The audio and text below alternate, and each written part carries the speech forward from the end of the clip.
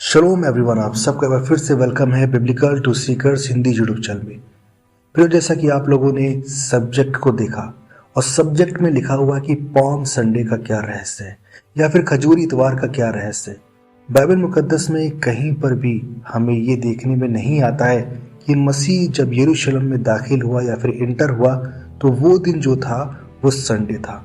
ये एक मान्यता बनाई गई जहाँ पर संडे को या फिर इतवार को जो है प्राथमिकता दी गई कि वो जो दिन है वहाँ पर मसीह ने प्रवेश किया यरूशलेम में। हालांकि इसका कोई भी प्रमाण या फिर कोई भी एविडेंस हमको खुले स्तर पे नहीं मिलता है। लेकिन एक खास बात है और वो खास बात ये है कि जब हम देखते हैं कि मसीह गधे के ऊपर बैठ करके यरूशलेम में प्रवेश करता है तो उनके मानने वाले लोग, क्योंकि लोगों को ये पता चल गया था कि मसीह जो है वो यरूशलेम को आने वाला है, तो उस वक्त में लोगों ने उनकी शान में, उनके स्वागत में हम देखते हैं कि अपने कपड़ों को बिछा दिया। और एक खास तौर पर हम देखते हैं कि जो हर एक जाति का, पूरे विश्व का उद्धार और जो हिडन मिस्ट्री है वो थी खजूर की डालियां। वो हमें वहां पर दिखाई पड़ती हैं। खजूर की डालियों का क्या रहस्य है? मसीह के मानने वाले लोग या उनके स्वागत करने वाले लोग और भी डालियों को ले सकते थे और भी दरख्तों को दिखा सकते थे, लेकिन वहां पर उन्होंने खजूर की डालियों को दिखाया, खजूर की डालियों से उनका स्वागत किया और बोला कि धन है दाऊद की संतान। और वो बोलते हैं कि हो सन्ना, मतलब कि हमें बचा। हालेलुया। तो हम इस सब्जेक्ट में देखेंगे कि इसमें हिडन मिस्ट्री क्या है, इसमें क्या सीखने वाली बातें हैं। इसमें मैं समझता हूँ कि जो भी हर दफ़ा या हर साल आप लोग चर्चेस में सीखते हैं या समझते हैं, उससे कहीं ज़्यादा बढ़ कर के आज आपको इस वीडियो के माध्यम से सीखने को मिलेगा। अगर चैनल पे आप नए हैं तो चैनल को सब्सक्राइब कर लें। वीडियो अगर पसंद आए तो लाइक करें और शेयर करें।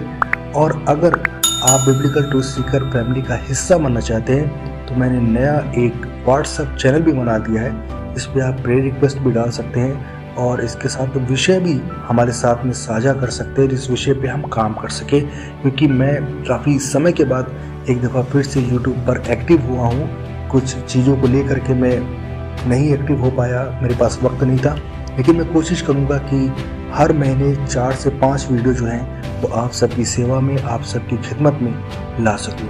तो प्रियो, आज हम लोग वचन में से सीखेंगे और वचन में से जानेंगे कि खजूर की डालियों का क्या रहस्य है। प्रियो, मैं आप लोगों को बताना चाहता हूँ, जहाँ पर गधे की बात आती है, गधा जो है वो अपने आप में एक तुच्छ प्राणी माना जाता है, क्योंकि गधे की मिसाल जब भी दी जाती है आप लोग जानते हैं कि उसे मूर्खता का एक प्रकार से निशान माना जाता है। जहाँ पे बोल देते हैं, आप जानते हैं हमारे भारत में और हमारे साउथ एशिया में किस प्रकार से बोला जाता है कि गधा जो है मूर्खता का सबसे बड़ा एक, कह सकते हैं कि सिंबल है। लेकिन प्रियो, हम देखते हैं कि मसीह जो है वो गधे के ऊपर विराजमान होकर के आ रहा है। और हम देखते हैं बाइबल मुकद्दस में कि सर्वप्रथम सबसे पहले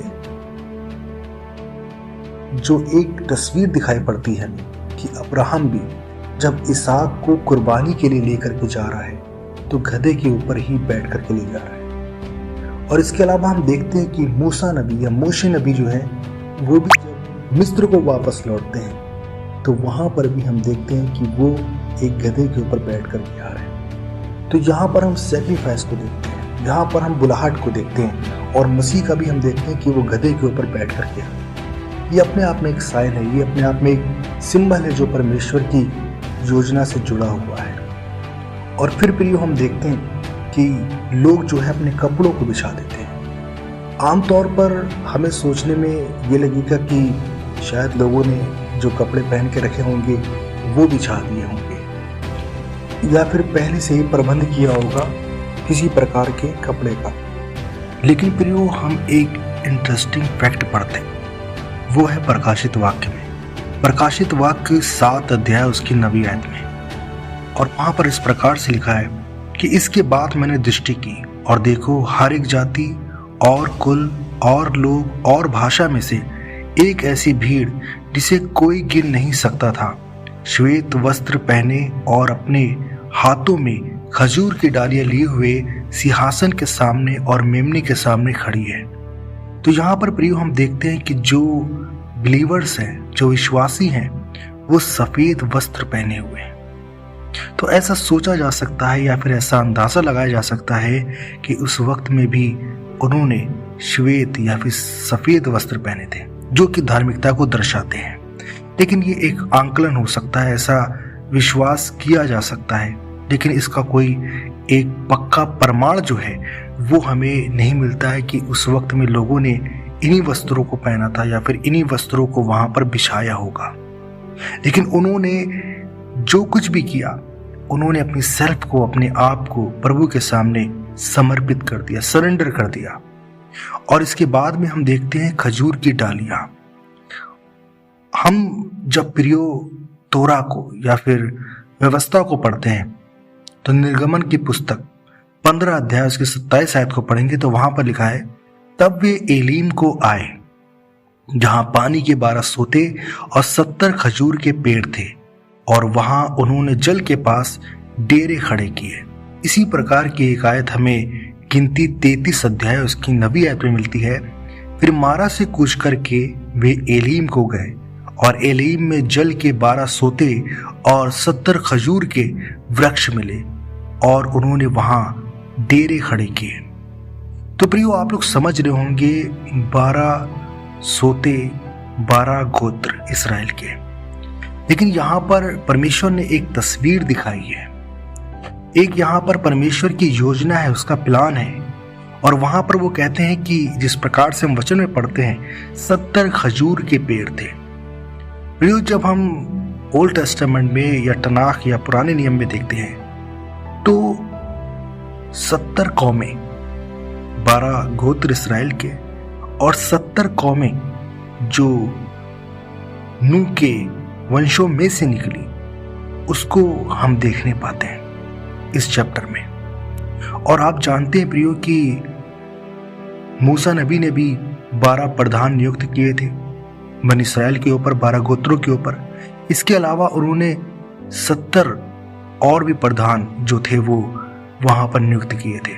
और हम देखते हैं कि मसीह ने भी 12 चेलों के बाद में 70 और लोगों को चुना था, और ये रिप्रेजेंट करते थे या फिर एक प्रकार से ये दर्शाते थे दुनिया के 70 और कबीलों को, जिनसे फिर दुनिया के और भी कबीले निकले, या फिर कह सकते हैं कि आज के दौर में जो बनी नूह इंसान हैं तमाम कौमें उनमें से निकली।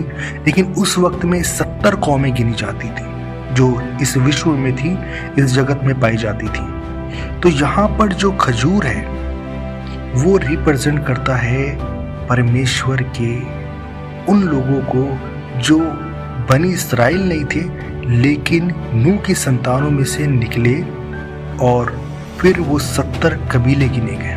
क्योंकि प्रकाशित वाक्य में आप एक बात पढ़ते हैं और उसमें क्या लिखा हुआ है कि हर एक कुल है, हर एक जाति है, हर एक भाषा है। और उन्होंने क्या किया है, सफेद वस्त्र पहने हैं और खजूर की डालियां लिए हुए हैं। खजूर जो है वो प्रस्तुत करता है उन तमाम कौमों को जो कि कह सकते हैं कि याकूब के गोत्रों से अलग थी, लेकिन परमेश्वर को मानने वाली कौमें या परमेश्वर में आने वाली कौमें। क्योंकि परमेश्वर का उद्धार जो है वो सारे जगत के लिए है।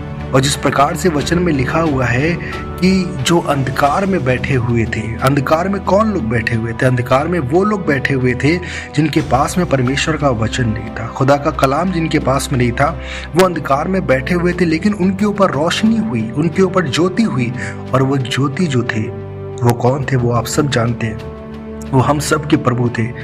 और ऐसे ही हम देखते हैं बाइबल मुकद्दस में हमें और भी रेफरेंसेस मिलते हैं जहाँ पर अन्य जातियों को परमेश्वर की आज्ञाएं मिल रही है, उसकी व्यवस्था जो है उनके ऊपर रिवील हो रही है। इस जगत के तमाम लोग हैं, और हम देखते हैं कि मसीह ने बोला कि सब जातियों में जाइए और उन्हें चेला बनाइए और उन्हें बैप्टिज्म दीजिए।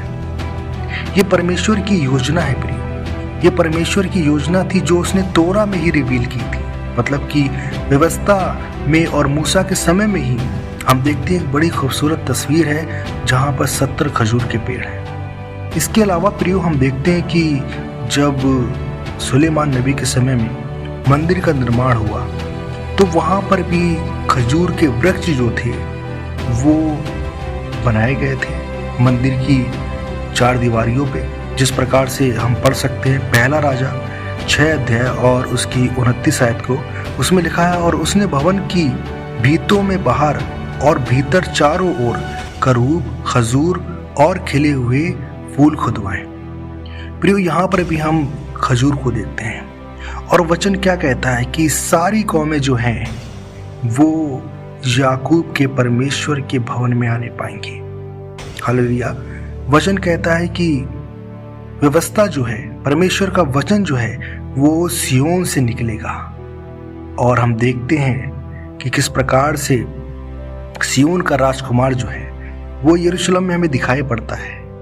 और ये प्रोफेसी जो है, ये जो नबूवत है वो पूरी होती है प्रियो, क्योंकि हम देखते हैं पूरे विश्व में परमेश्वर के वचन का फिर प्रचार होता है। मसीह ने इसी भविष्यवाणी को वहां पर पूरा किया। और प्रियो, मैं आप लोगों को बताना चाहता हूं कि जिस प्रकार से यहाँ पे करूब का भी जिक्र है, तो आप जानते हैं कि करूब हमें कहाँ पे दिखाई पड़ते हैं। करूब हमें दिखाई पड़ते हैं अदन की वाटिका में, और वो नियुक्त किए गए हैं किस लिए कि आदम जो है वो जीवन के फल को ना चुरा ले, क्योंकि जब वो पाप में गिर गया तो वहां पर करूबों को नियुक्त किया गया, और वो इसलिए थे ताकि उसकी हिफाजत करें। और इंसानियत या फिर जो फर्स्ट ह्यूमन था वो परमेश्वर की दृष्टि में गिर गया, लेकिन प्रभु मसीह में वो एक दफ़ा फिर से उसके साथ में जुड़ने पाया, या फिर उसे जुड़ने का मौका मिला। और प्रियो, जिस प्रकार से हम देखते हैं कि परमेश्वर की एक महान योजना जुड़ी हुई है। जो कुछ भी परमेश्वर ने मंदिर में बनवाया या अपने वचन में जो कुछ भी लिखवाया, उसके पीछे एक मायने जुड़े हुए हैं, उसके पीछे एक वजह जुड़ी हुई है। जब वो करूब के साथ खजूर को लेकर के आता है तो वो अन्य जातियों के लिए रास्ते निकालता है। और आप जानते हैं कि दुनिया की कोई भी जाति हो, चाहे वो बनी इस्राएल हो, चाहे दूसरी कौमें हो, सब आदम में से ही निकली हुई है। तो ये परमेश्वर की महान योजना है प्रियो, जिसमें हम देखते हैं कि किस प्रकार से परमेश्वर जो है अपने पुत्र के द्वारा अपने उन लोगों को जिसे उसने अपने स्वरूप में रचा है या बनाया है, उनको इकट्ठा करने की एक योजना को बना रहा है। और ये योजना जो है आज से 2000 साल पहले डन हो चुकी है। और आज हम देखते हैं कि करीब करीब भाषाओं में, जबानों में आज लोग प्रभु मसीह को जानने पा रहे हैं, उसे समझने पा रहे हैं, लोगों तक सुसमाचार प्रचार होने पा रहा है। ये परमेश्वर की महान योजना थी प्रियो, जो कि हम देखते हैं कि आज हमारे दिनों में भी पूरी हो रही है और आगे आने वाले समय में भी पूरी होगी। परमेश्वर आप सबको इस वचन के द्वारा आशीष दे और परमेश्वर की महान योजना को आप और भी गंभीरता से लें, ताकि परमेश्वर में योग्य हो और जब न्याय का सिंहासन लगे तो हम उसके सामने खड़े होने के लायक बन सके। आप सबको शलोम।